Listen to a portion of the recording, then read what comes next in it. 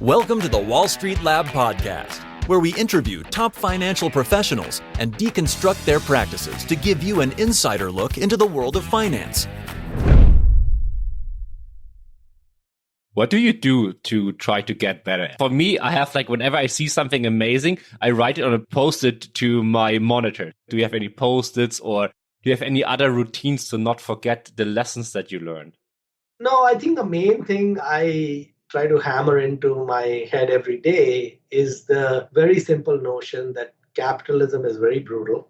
There are very, very few businesses that are truly exceptional businesses. If you find yourself in the favored position of being an owner of such a business, don't worry about the valuation. So I'll give you an example. When I made the Fiat Chrysler investment, embedded inside that 5 billion of Fiat Chrysler was Ferrari.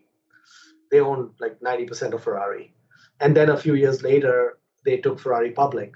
I think Ferrari is at about $270 a share right now. And effectively, when I look back at when I made the investment in 2012, I got my Ferrari shares at about $13. So it's gone up about 20 times since the 2012 to 2021 or 22 is about 20 times. And the thing is that when they took it public, it came public at $40 or $45 a share. And my thinking was that, okay, these guys are pretty smart. When companies go public, they will try to extract maximum value. They're not going to take it public when it's undervalued. So maybe Ferrari is worth $50, $60 a share or something. Who knows? It wasn't a part of the business that I was very focused on. I was focused on all their Jeeps and Ram trucks and all of that, and I'd really figured that business out. This business was a little strange because it came public at 40 times earnings, so that already is above my pay grade. I didn't think it's going to go to 200 times earnings.